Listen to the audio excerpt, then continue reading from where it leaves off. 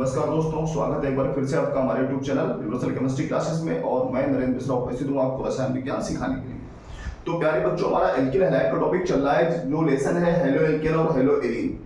इस लेसन में हमने हेलो एल्केन या एल्किल हैलाइड के बारे में पढ़ा हुआ है। अभी तक हमने इसके बनाने की विधियां पढ़ी हैं और इसके रासायनिक गुण केमिकल प्रॉपर्टीज को पढ़ा है। केमिकल प्रॉपर्टीज को बच्चों हमने बहुत ही इजी तरीके से एक चार्ट में बदल दिया है, जिससे आप बहुत आसानी से इसको समझ सकें। आप एल्किल हैलाइड की केमिकल प्रॉपर्टीज को केवल 3 भाग में ही पूरा पढ़ सकते हैं। पहला भाग है इसका रिएक्शन विद मेटल्स, दूसरा है न्यूक्लियोफाइल सब्स्टिट्यूशन रिएक्शन और तीसरा है बीटा एलिमिनेशन रिएक्शन। जो धातुओं से रिएक्शन होती है रिएक्शन विद मेटल्स है, उसको 1 2 3 4 5 भागों में डिवाइड किया गया है। पहली सोडियम धातु से क्रिया है। जब एल्किल हैलाइड की सोडियम से रिएक्शन होती है तो उसे हम कहते हैं वुर्ज रिएक्शन। जब एल्किल हैलाइड की सोडियम प्लस एरिल हैलाइड से रिएक्शन होती है तो उसको हम कहते हैं वुर्ज फीडिंग रिएक्शन। जब इसी एल्किल हैलाइड की जिंक से रिएक्शन होती है तो इसको हम कहते हैं फ्रैगलैंड रिएक्शन। और जब इसी एल्किल हैलाइड की मैग्नीशियम धातु से रिएक्शन होती है तो इसको हम कहते हैं ग्रिग्नार्ड रीजेंट रिएक्शन। जब एल्किल हैलाइड की रिएक्शन कॉपर से होती है तो देखो, पहली बात तो ये रेयरली होती है क्योंकि ये रिएक्शन एरिल हैलाइड से कराई जाती है, लेकिन फिर भी जब कॉपर से रिएक्शन होती है तो इसको हम कहते हैं उल्लमान रिएक्शन। उसके बाद जो हमारी सेकंड पार्ट है न्यूक्लियोफाइल सब्स्टिट्यूशन रिएक्शन, इन्हें हम नाभिक स्नेह प्रतिस्थापन अभिक्रिया कहते हैं। ये एल्किल हैलाइड 2 प्रकार की रिएक्शन देते हैं, SN1 और SN2। Substitution nucleophilic first order reaction और substitution nucleophilic second order reaction. तो बच्चों, इनके विषय में हमने पूरा एक वीडियो ही डाल दिया है बना करके, नाभिक स्नेह प्रतिस्थापन अभिक्रियाएं फर्स्ट और सेकंड। ध्यान देना, उसमें लिखा हुआ है SN1 रिएक्शन और SN2 रिएक्शन। उसको आप अच्छे से देख लीजिए, आपको पूरा ये टॉपिक समझ में आ जाएगा। आज हमारा जो टॉपिक बस पढ़ना है हमको बचा हुआ है बीटा एलिमिनेशन रिएक्शन या बीटा विलोपन रिएक्शन। तो आज हम पढ़ेंगे एल्किल हैलाइड का लास्ट टॉपिक जो है केमिकल प्रॉपर्टीज का। कौन सा है? Number 3, beta elimination reaction.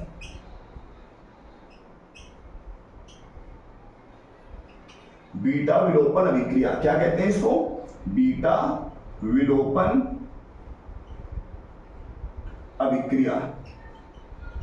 तो बच्चों अच्छे समझना, बहुत इंपॉर्टेंट टॉपिक है, बहुत ज्यादा इसकी आवश्यकता पड़ती है कन्वर्जन में, और इंटर एग्जाम में तो ये आता ही है। हर वर्ष इसकी एक रिएक्शन पेपर में आती है, मतलब इस वर्ष भी आएगी, और इसके अतिरिक्त ये कंपटीशन एग्जाम के लिए भी बहुत इंपॉर्टेंट है। तो आइए पढ़ते हैं बीटा एलिमिनेशन रिएक्शन है क्या। तो देखिए बच्चों, जब भी किसी alkyl halide R single bond CH2 single bond CH2 single bond X, ये एल्किल हैलाइड, और इसकी रिएक्शन क्षार से कराई जाए, NaOH या KOH को भी ले सकते हैं क्षार, और इसमें साथ में प्रेजेंस होती है एल्किल अल्कोहल की। किसकी प्रेजेंस होती है? एल्किल अल्कोहल की। बिल्कुल ध्यान देना, अगर किसी एल्किल हैलाइड की क्षार से रिएक्शन हो रही है और अल्कोहल की प्रेजेंस है, ठीक है ना, तो यहां पर बीटा विलोपन रिएक्शन होती है। कैसे होती है? देखिए, सबसे पहले NaX प्रोड्यूस होता है, माइनस में NaX अलग हो गया, सोडियम हैलाइड बन गया, और उसके बाद बीटा, चूंकि नाम है बीटा विलोपन, तो बीटा कार्बन, देखिए ये अल्फा कार्बन, ये बीटा कार्बन, जरा समझिए अच्छे तरीके से। समूह से जुड़ा कार्बन अल्फा कार्बन कहलाता है और अल्फा कार्बन से जुड़ा कार्बन बीटा कार्बन कहलाता है। समझ गए ना? तो अल्फा कार्बन जुड़े हाइड्रोजन अल्फा हाइड्रोजन कहलाएंगे, बीटा कार्बन जुड़े हाइड्रोजन बीटा हाइड्रोजन कहलाएंगे। तो बीटा विलोपन मतलब बीटा से एक हाइड्रोजन निकलता है और बचा हुआ ग्रुप OH, ये दोनों आपस में जोड़ करके बना लेते हैं माइनस में H2, जल निकल जाता है, और बच जाता है हमारा R सिंगल बॉन्ड CH और सिंगल बॉन्ड CH2, ये बच गया। कार्बन के बॉन्ड बैलेंस करने के लिए यहां पर डबल बॉन्ड लग जाता है और बन जाता है एल्कीन। क्या बन जाता है? एल्कीन। तो ये रिएक्शन हमारी कहलाती है बीटा विलोपन रिएक्शन। अब जरा इस रिएक्शन को ध्यान से समझना बच्चों, एक बार और समझाना चाहेंगे इसको। देखिए क्या है, जब भी किसी एल्किल हैलाइड की क्षार से अल्कोहल की प्रेजेंस में, या अल्कोहली क्षार बोल सकते हैं, कई बार अल्कोहली क्षार लिखा जाता है, तो अल्कोहली क्षार या अल्कोहल की उपस्थिति में क्षार से रिएक्शन होती है तो एल्कीन बनता है। अब जरा समझना इसमें निकला क्या क्या। देखो, एक तो ये हाइड्रोजन निकला हाइड्रोजन, और दूसरा यहां से एक हाइड्रोजन भी निकला नहीं निकला। इसलिए चूंकि हाइड्रोजन और हाइड्रोजन दोनों निकलते हैं, इसलिए इस रिएक्शन का एक नाम और है जिसे कहते हैं विहाइड्रो हैलोजनीकरण।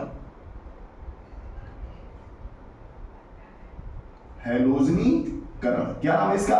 विहाइड्रो हैलोजनीकरण। देखिए बच्चों, कई बार एग्जाम में विहाइड्रोहैलोजनीकरण के नाम से भी इस रिएक्शन को पूछा जाता है सीधा, विहाइड्रोहैलोजनीकरण क्या है। तो आपको समझना है, इंग्लिश में इसको कहते हैं डिहाइड्रोहैलोजिनेशन। क्या कहते हैं? डिहाइड्रोहैलोजिनेशन। तो ध्यान समझना, ये बीटा विलोपन रिएक्शन है और बीटा विलोपन में हमेशा डबल बॉन्ड बनता है। क्या बनता है? Double bond. अब बच्चों ये कंडीशन हो गई बीटा विलोपन की। आगे देखते हैं, बीटा विलोपन में ही एक आगे रूल लगा हुआ है, सेटजेफ का रूल। क्या लगा हुआ है? सेटजेफ का नियम। ये बीटा विलोपन में ही लगा हुआ है, बीटा विलोपन से जुड़ा हुआ है। तो ये नियम कब काम करता है, कैसे काम करता है, इसको भी हम थोड़ा सा समझेंगे। बहुत ही इंपॉर्टेंट टॉपिक है चूंकि बीटा विलोपन, ठीक है ना। तो देखिए कब काम करता है ये नियम। जैसे दिया गया है CH3 single bond CH single bond CH single bond CH3 और यहां पर लगा हुआ है कोई X और यहां पर हमने CH2 कर दिया, बैलेंस कर दिया इसको। अब ये हमारा आइसोब्यूटिल हैलाइड है। क्या है? Isobutyl halide. अब इसकी अगर रिएक्शन बीटा विलोपन कराई जाए NaOH, प्रेजेंस वही सेम ROH, ठीक है ना। तो क्या होता है? सेरजैव के नियम से ही इसका बीटा विलोपन होता है। देखिए सबसे पहले तो आप समझ गए होंगे, इतना अलग हो जाएगा, NaX माइनस में NaX सोडियम हाइलाइट अलग हो गया। अब जो हमारा OH बचा है इसके पास हाइड्रोजन जाएगा। हाइड्रोजन कहां से आएगा? बीटा कार्बन से, मतलब बीटा हाइड्रोजन चाहिए हमको। अब पहचानो, समूह से जुड़ा कार्बन कहलाता है अल्फा और अल्फा से जुड़ा बीटा एक और एक बीटा ए, दो बीटा अल्फा से लगे हुए। तो अब हाइड्रोजन यहां से निकलेगा या यहां से निकलेगा, ये बस ये नियम बताया था किसने? सेरजैव ने। क्या बताया था? कि यदि किसी एल्किल हैलाइड में बीटा कार्बन की संख्या एक से अधिक है तो हाइड्रोजन हमेशा उस कार्बन से निकलता है जिसके पास हाइड्रोजन की संख्या कम हो। समझिए, नोट कर लीजिए इसको। सेरजैव ने क्या बताया है कि यदि किसी एल्किल हैलाइड में बीटा कार्बन की संख्या एक से अधिक है तो हाइड्रोजन हमेशा उस कार्बन से निकलता है जिसके पास हाइड्रोजन की संख्या कम हो। अगर हाइड्रोजन बराबर है तो आप कहीं से भी निकाल सकते हैं। तो आप समझ गए होंगे आप कि हाइड्रोजन कहां पर है? यहां पर देखो, इस बीटा के पास 3 हाइड्रोजन और इस बीटा के पास 2 हाइड्रोजन। समझ गया ना कहां से निकलेगा हाइड्रोजन? तो यहां से हाइड्रोजन निकलेगा और ये वाला OH माइनस में H2O अलग हो गया और क्या बच गया बच्चों? CH3 single bond CH। अब यहां CH बचा, डबल बॉन्ड CH और सिंगल बॉन्ड CH3 हमारा ब्यूटीन 2 बन गया। क्या बन गया? ब्यूटीन 2। तो ये रिएक्शन सेरजैव के नियम से होती है और ये भी बीटा विलोपन के अंतर्गत ही आती है और ये रिएक्शन बीटा विलोपन है। तो बीटा एलिमिनेशन रिएक्शन क्या होती है या विहाइड्रोहैलोजनीकरण रिएक्शन क्या होती है, ये आपने अच्छे समझा होगा। हम चाहेंगे आप इसको नोट कर लीजिए, इसके आगे की कहानी फिर हम समझते हैं थोड़ा सा, प्लीज।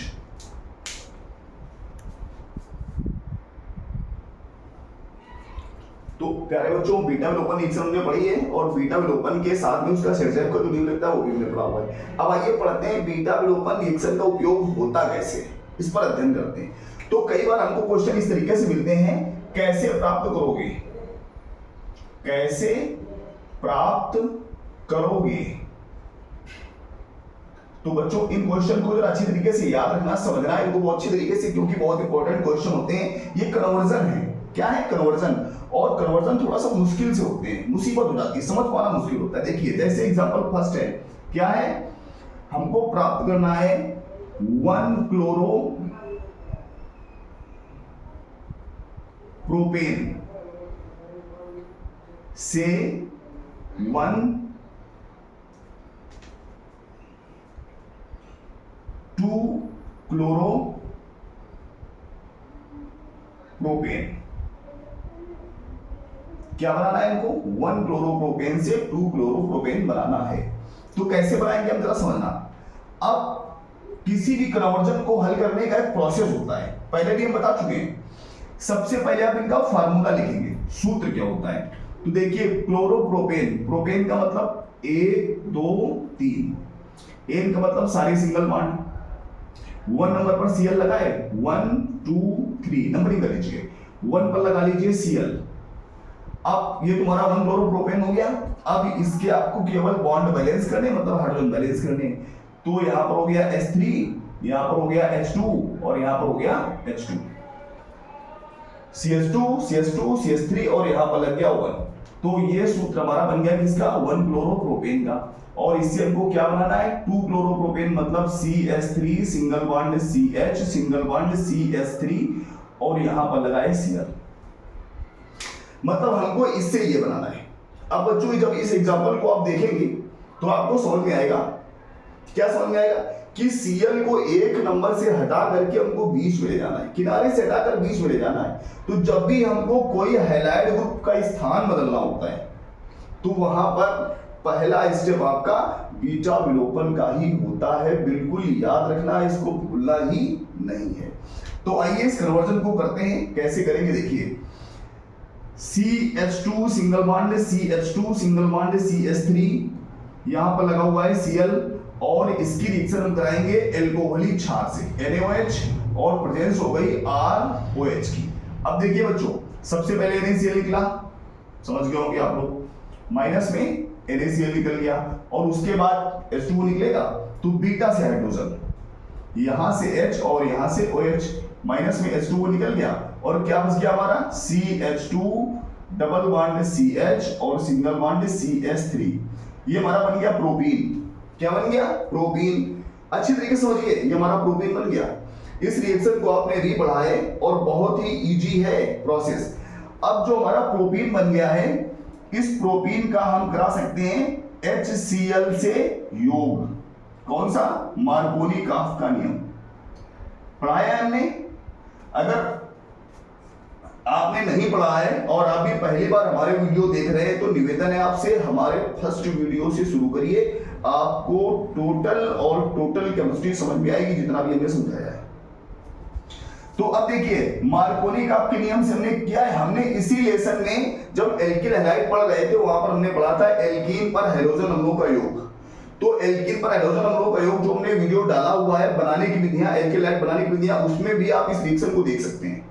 तो मार्कोनी-काफ का नियम क्या है कि Cl नेगेटिव हमेशा वहां जाता है जहां पर हाइड्रोजन की संख्या कम होती है। तो Cl नेगेटिव कहां जाएगा, यहां पर, और H पॉजिटिव कहां जाएगा, यहां पर। क्या बन जाएगा, CH3 single bond CH single bond CH3 और यहां पर लग गया Cl। देखिए बच्चों, बन गया सेम बिल्कुल। 1 क्लोरोप्रोपेन को हमने 2 क्लोरोप्रोपेन में बदल दिया, लेकिन बदलने के लिए क्या करना पड़ेगा, बीटा विलोपन रिएक्शन का यूज है। मतलब बीटा विलोपन को कैसे आपको उपयोग करना है ये आप समझ सकते हैं, कैसे लगाना है। जैसे इसका एक एग्जांपल लेते हैं, दूसरा कभी कभी इस तरीके से आता है। सेकंड एग्जांपल लिख रहे हैं, देखिए आइसोप्रोपिल ब्रोमाइड से नॉर्मल, क्या है, नॉर्मल प्रोपिल ब्रोमाइड। क्या बनाना है हमको इस बार हमको आइसोप्रोपिल ब्रोमाइड से नॉर्मल प्रोपिल ब्रोमाइड बनाना है।